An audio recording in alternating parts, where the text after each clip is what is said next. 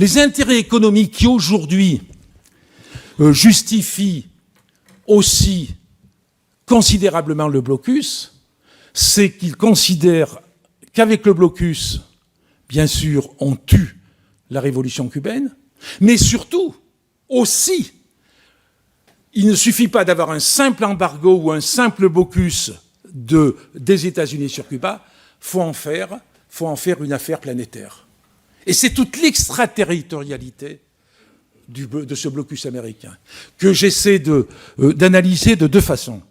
Tout d'abord avec l'historique.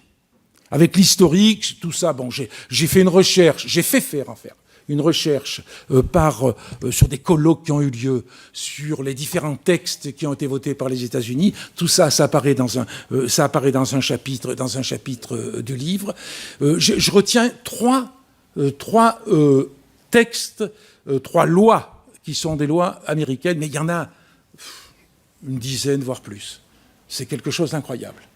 C'est-à-dire, on prend le clou, on tape, et on n'arrête pas de taper pour renforcer le blocus.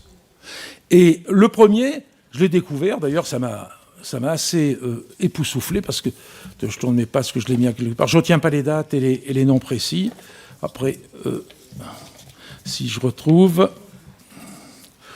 en fait, ils ont mis en application, en avril 1960, ça allait vite, hein, ils ont mis en application, ça fait sourire, mais ça ne devrait pas, une loi du commerce avec l'ennemi de 1917. Cette loi avait été votée à la suite de la participation des États-Unis à la Première Guerre mondiale, aux côtés des Alliés. Et cette loi, elle habilite le chef du pouvoir exécutif à appliquer des sanctions économiques en temps de guerre ou en n'importe quelle autre période d'urgence nationale, à prohiber le commerce avec l'ennemi ou des alliés du dit ennemi pendant des conflits militaires. Et cette loi, TWEA, en fait, c'est, dès 1960, sortir une décision de 1917 et l'appliquer à Cuba comme s'il y avait une guerre avec Cuba. Alors jamais il y a eu une guerre déclarée ouverte avec Cuba. Pour moi, c'est une honte. C'est une honte. Ça a été la première chose. Et ensuite, une multitude de textes qui renforcent le blocus.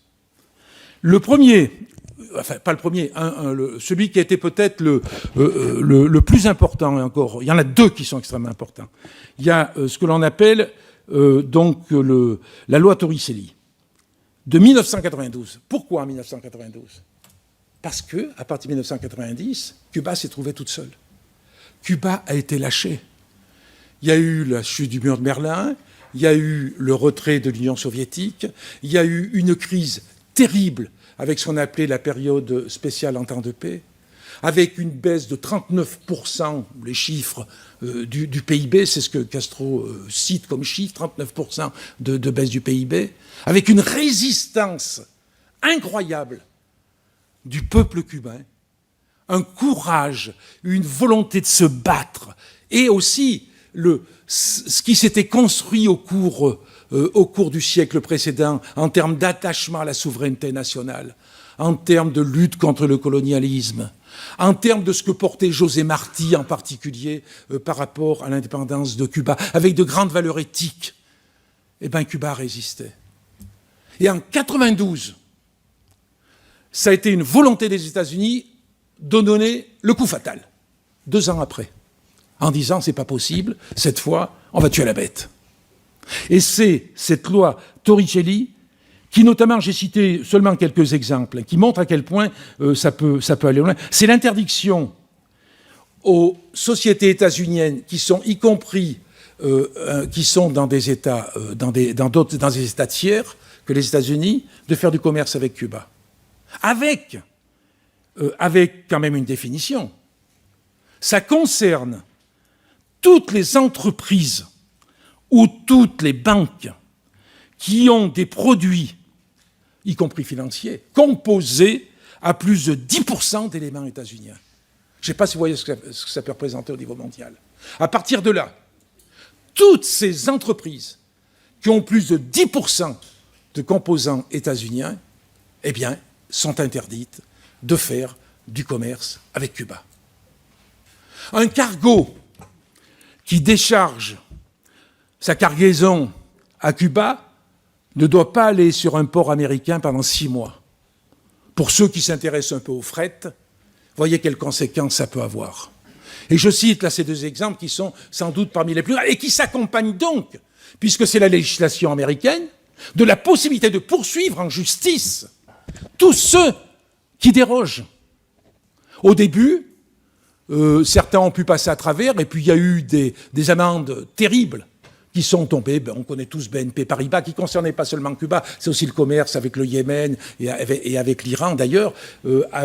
C'était 9,2 milliards d'euros. Le Crédit Agricole, c'est 750 millions d'euros.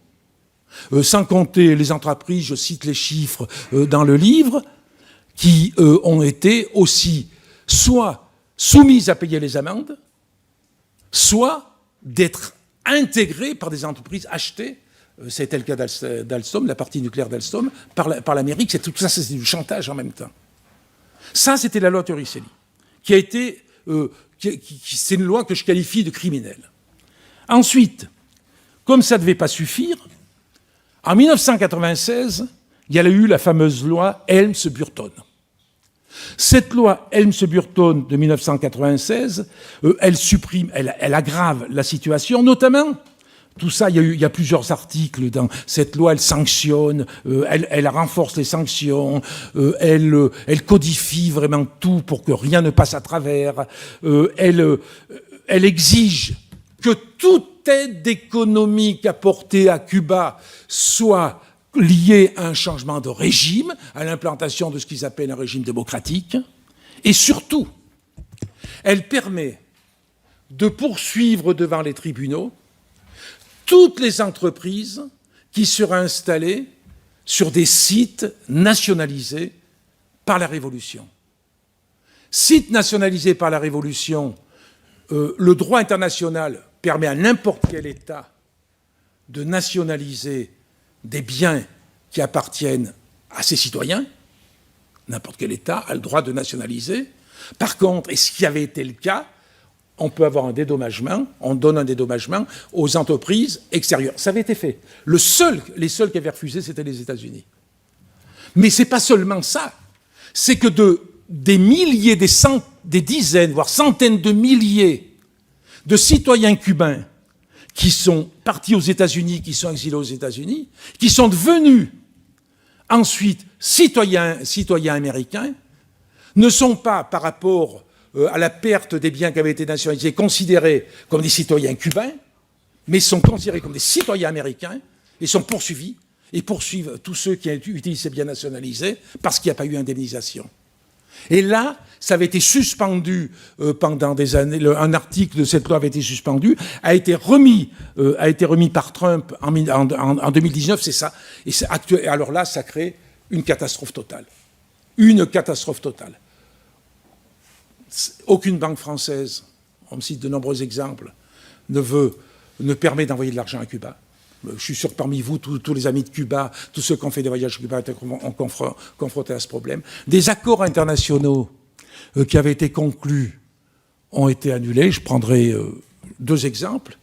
Aéroport de Paris, qui devait travailler à la réhabilitation de l'aéroport de la Havane, s'est retiré, tout simplement parce qu'il y a une partie de l'aéroport qui a dû être nationalisée et qui devait appartenir peut-être à des citoyens cubains ou devenus américains, donc il sera retiré. La SNCF, qui avait un projet portant d'une part sur la remise en état des locomotives et la remise en état des rames, des wagons aussi, a dû se retirer. C'est des retraités de la SNCF qui ont pris le relais, qui apportent une aide, avec l'aide d'ailleurs du syndicat CGT Cheminot, notre syndicat CGT Cheminot, qui apporte une aide à la réhabilitation du ferroviaire cubain. Et tout ça, les conséquences, j'en cite, mais je les répartis parce que j'en ai pas pu faire un gros morceau, pratiquement dans tous les chapitres. Mais il faut bien comprendre, à Cuba aujourd'hui, on ne trouve plus de pièces de rechange. Il n'y a pratiquement plus de locomotives. Il doit y avoir... il y a l'autre jour, je discutais avec le responsable de la petite société là, qui intervient à Cuba pour remettre des locomotives sur pied. Il doit y avoir, je ne sais pas, peut-être 4 ou 5 locomotives qui fonctionnent. Il y en a 72 qui sont à l'arrêt. Donc il faut récupérer les pièces de celles qui sont à l'arrêt pour remettre en état. Il faut essayer d'obtenir des importations. Mais c'est catastrophique. Les wagons, c'est pareil. Le chemin de fer s'est complètement détérioré. Il doit y avoir il y avait 5 lignes, mais il y en a une, on répartit sur 5 jours, en quelque sorte, mais c'est catastrophique. Il y a eu des progrès énormes qui ont été faits au niveau de l'agriculture cubaine. Mais des progrès, je veux dire, en termes d'agroécologie, qui sont considérables, qui fait que l'agriculture cubaine est un exemple au niveau mondial, mais c'est quand même une catastrophe au niveau alimentaire. Pour quelle raison? Parce qu'on ne peut pas transporter. On ne peut pas transporter. Donc vous avez des récoltes qui pourrissent sur place. On ne peut pas avoir de site de conservation, parce que tout ça, il faut de l'électricité. Il faut avoir les moyens d'avoir des sites de conservation. Donc d'une part, il y a une production qui a quand même chuté assez massivement, mais une production que je qualifie d'éthique, mais qui doit évoluer, bien évidemment. Mais il n'y a pas les moyens de faire le lien entre la production alimentaire et l'alimentation de la population. Ceux qui vont à Cuba s'en rendent compte. Moi, les 3 jours que j'ai passés au mois de février, j'étais effaré, il n'y avait rien sur les rayons. Il n'y avait rien sur les rayons. Je me disais, est-ce que je passe à la mauvaise heure? Je pense la Libertà notamment, hein, ou le Libertà. Par rapport à ce que j'ai pu connaître il y a 3 ou 4 ans, c'est catastrophique. C'est catastrophique. On est dans une situation qui est absolument extrême. Les hôtels, beaucoup ne peuvent pas plus fonctionner parce qu'il y a des coupures d'électricité régulièrement. Il n'y a pas les pièces, là aussi, pour réparer les centrales. Quand vous avez il y a le blocus qui concerne les bateaux de pétrole. Non, mais il y a des bateaux vénézuéliens qui avaient été arrêtés avec interdiction de venir à Cuba. Il y a une situation que je ne dis pas que j'ai découverte, mais que j'imaginais pas dans la gravité qu'elle est. Et c'est pour ça que, moi je le dis un peu, je dis avec passion, là, ce livre, j'essaie d'expliquer tout ça, parce que je pense que nous-mêmes, à l'exception de quelques amis de Cuba qui vont régulièrement à Cuba, qui sont vraiment, qui connaissent la situation de l'intérieur pour y faire plusieurs séjours par an quelquefois, mais nous-mêmes, moi-même, je n'imaginais pas que ça pouvait être à ce point. Donc il y a urgence.